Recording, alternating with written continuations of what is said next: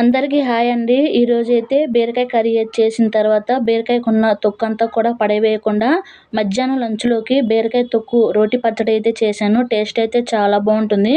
ఇక్కడొచ్చేసి టమోటాలు, కారానికి సరిపడిన పచ్చిమిర్చి, బీరకాయ తొక్కు, ఒక స్పూను ధనియాలు, పావు స్పూను జీలకర్ర, పావు స్పూను పచ్చిపప్పు, అలాగనే పల్లీలైతే ఇవన్నీ ఆయిల్‌లో అయితే ఫ్రై చేసేసుకోవాలి. ముందు పల్లీలు, ఆ తర్వాత ధనియాలు, జీలకర్ర, పచ్చిపప్పు వేయించుకోవాలి. మంచి కలర్ వచ్చేంత వరకు వేయించుకోవాలి. ఇవి మాడిపోకూడదు.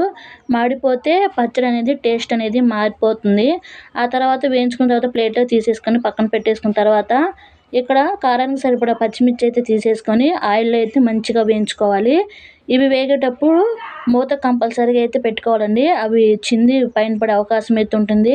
ఆ తర్వాత ఇక్కడ టమోటాలు, బీరకాయ తొక్కు అదంతా కూడా అయితే వేసేసుకొని ఇదంతా మంచిగా వేయించుకోవాలి. మధ్య మధ్యలో అయితే కలుపుకుంటూ ఉండాలి. కలుపుకోకపోతే అడుగంటే ఛాన్స్ అయితే ఉంటుంది. ఈ పచ్చడి మిక్సీలో చేసేసుకునే వాళ్ళు పూర్తిగా చల్లారిన తర్వాతనే మిక్సీకి అయితే పట్టేసుకోవాలి. ఇదంతా కూడా మంచిగా వేగిపోయిందండి. ఇప్పుడైతే నేను ఇది వేగుతుండగానే రోట్లో నూరుతున్నా కాబట్టి రోలంతా కూడా అయితే శుభ్రం చేసేసి పెట్టుకున్నాను.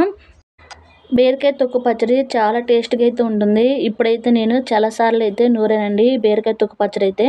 ఇప్పుడు ముందుగా వేయించి పెట్టుకున్న పల్లీలు అవన్నీ కూడా అయితే వేసేసుకొని కొంచెం ఉప్పు వేసుకొని ఇదంతా కూడా అయితే మెత్తగా అయితే నూరుకోవాలి.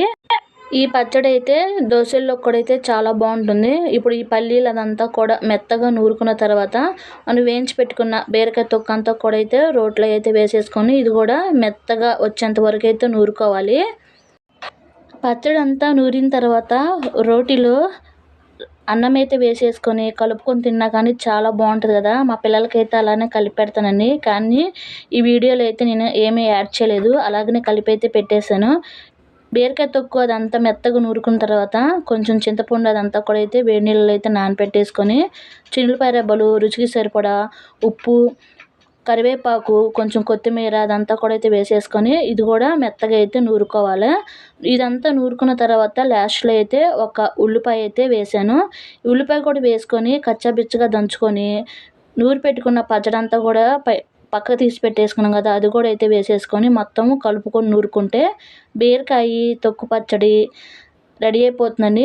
చాలా బాగుంటుంది. ఒకసారి అయితే ట్రై చేయండి.